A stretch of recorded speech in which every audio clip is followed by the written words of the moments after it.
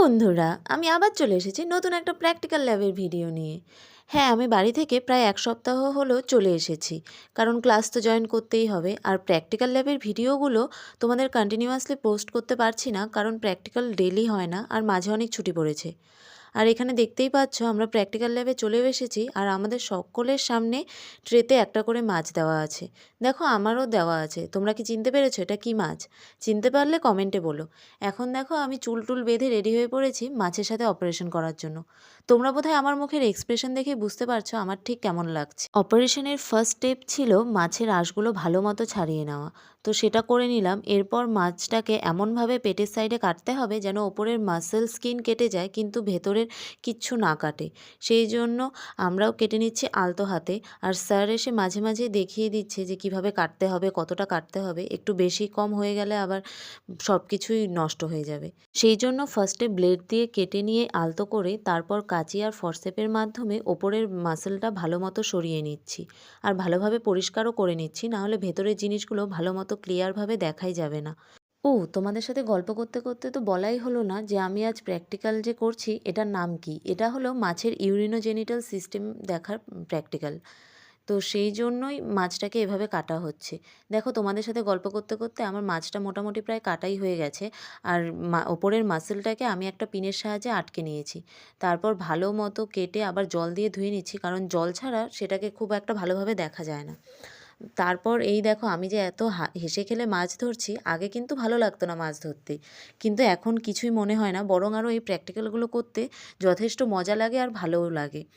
তো এই দেখো, মাঝে মাঝে স্যার এসে দেখিয়ে দিচ্ছে এভাবে করো, ওভাবে করো, এটা এভাবে হবে, ওভাবে হবে। আর আমরাও পাশের থেকে হেল্প নিচ্ছি। এরকম হাসি ঠাট্টা গল্পের মাঝে প্র্যাকটিক্যালটাও করা হয়ে যাচ্ছে।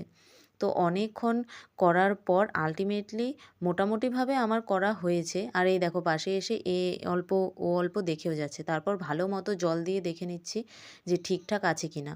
একটু কেটে গেলেই আবার সবটা নষ্ট হয়ে যাবে। এরপর স্যার এসে ভালোভাবে আমাদের বুঝিয়ে দিল যে কি কি আছে না আছে ভেতরের জিনিসপত্র। আশেপাশে ওরা সবাই এসে একটু উকিও দিচ্ছিল যে সব ঠিকঠাক আছে নাকি। তারপর স্যার বলল যে ট্রেটাকে পরিষ্কার করার জন্য, কারণ জলটা নোংরা হয়ে গিয়েছিল। তারপর দেখো, ট্রে পরিষ্কার করে আবার জল দিয়ে, আবার দেখো আমি আবার ওইদিকে একটু বোঝাতেও চলে গেছি ওদের যে কি বলল স্যার না বলল। তারপর জল দিয়ে ভরে মাছটাকে ভালো মতো আবার আমি একটু ভালো মতো দেখেও নিলাম যে সব ঠিকঠাক আছে কি না। তারপর সব দেখাশোনা হয়ে গেলে মাছটার ভালো মতো একটা নিজের নাম দিয়ে ফটো তুলে নিলাম প্র্যাকটিক্যালের খাতায় রাখার জন্য। তারপর আর কি, আমার প্র্যাকটিক্যাল হয়ে গেছে। এই দেখো, তোমরাও দেখে নাও আমি কি করলাম। এই দেখো, মাছটাকে কেটেছি। আর এই যে দেখছো সরু সুতোর মতো অংশগুলো, এগুলো যে ওই অ্যানাল পরে জয়েন আছে, সেটাই আর কি আমাদের দেখাতে হবে প্র্যাকটিক্যাল ল্যাবে। তো তোমরা বলো আমি ঠিকঠাক পেরেছি তো? তো আর কি, সবাই করছে, যাদের যাদের হয়নি স্যার দেখিয়ে দিচ্ছে। আর আমার যেহেতু করা হয়ে গেছে, তো আমি কি করব বুঝতে পারছিলাম না। তো নিজেরটা নিয়ে আবার একটু খোঁচাখুচি করছিলাম যে এটা এই দিক দিয়ে গিয়েছে, ভালো মতো দেখছিলাম। তারপর নিজের নাম সহ মাছটার ফটো তুলে নিলাম। আর এই দেখো, ও এখানে মাছটা নিয়ে খেলছে, ভাবছে কি করবে, বাড়িই নিয়ে যাবে নাকি রান্না করে খাবে হয়তো, সেই জন্য। হ্যাঁ, এটা হয়তো খারাপ যে এতগুলো মাছ নষ্ট হচ্ছে, কিন্তু কি আর করা যাবে বলো? প্র্যাকটিক্যাল শেখার জন্য কিছু জিনিস তো নষ্ট হবেই। তো এই দেখো, বালতিতে সমস্ত মাছ জমা করা হচ্ছে, কারণ এগুলো পরে বাইরে ফেলা হবে। আর আমরা যেহেতু ল্যাবে কাজ করি, তো ল্যাবটা আমরাই পরিষ্কার করি। তো সবাই সবার ট্রে, নিজের জায়গা সমস্ত কিছু মুছে পরিষ্কার করে রাখছে এখানে। সো বাই, দেখা হবে নেক্সট ভিডিওতে। আর তোমাদের এই ভিডিওগুলো কেমন লাগছে অবশ্যই কমেন্টে জানাও।